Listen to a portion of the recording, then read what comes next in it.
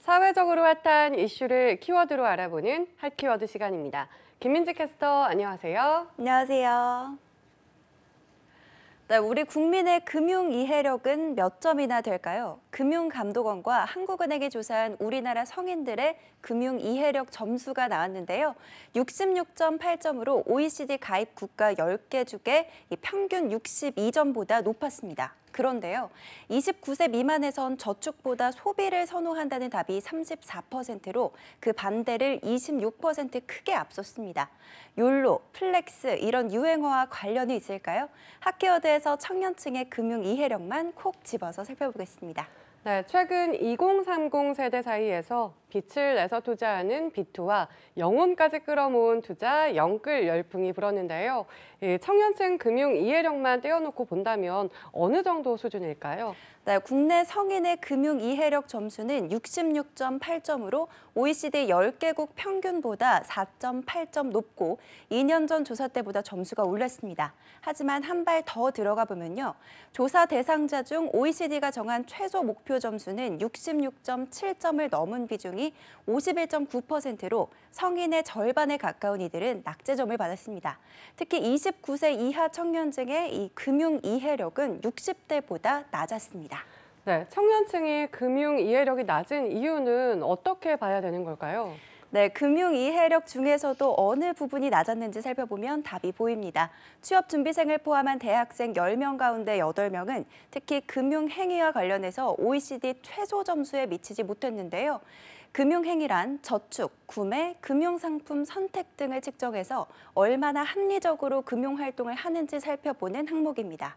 실제 청년층은 돈을 저축하는 것보다 소비하는 걸 더 선호한다라는 문항에 34.2%가 동의를 했고요.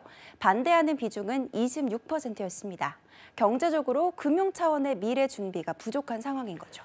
네, 이렇게 청년층이 돈을 저축하는 것보다 소비하는 것을 더 선호하는 이유는 아무래도 미래에 대한 불안감, 또 불확실성 이런 게 더 커서라고 봐야 할까요? 네, 전문가들은 취업이 어려워지고 경제 불확실성이 커지면서 청년층이 로또식으로 투자를 하거나 아예 포기하고 소비에 주력하는 모습을 보인다라고 분석을 했는데요.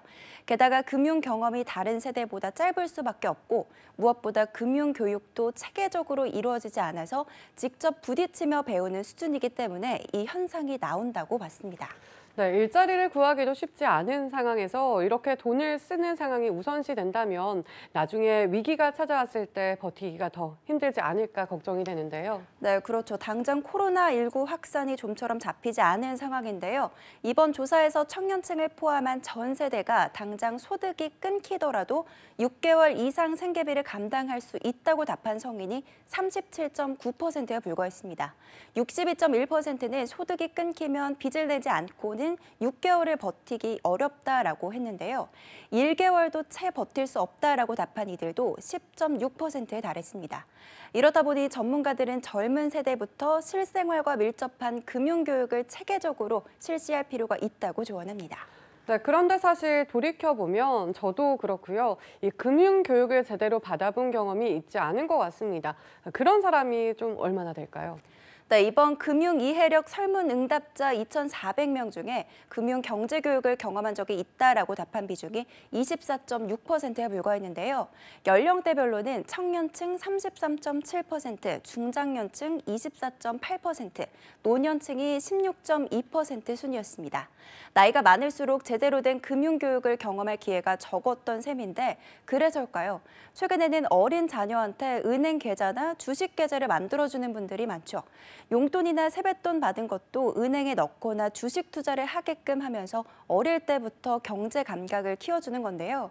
취업난과 집값 급등의 여파를 온몸으로 겪은 부모 세대가 금융교육의 중요성을 깨닫고 조기 교육을 직접 하고 있는 겁니다.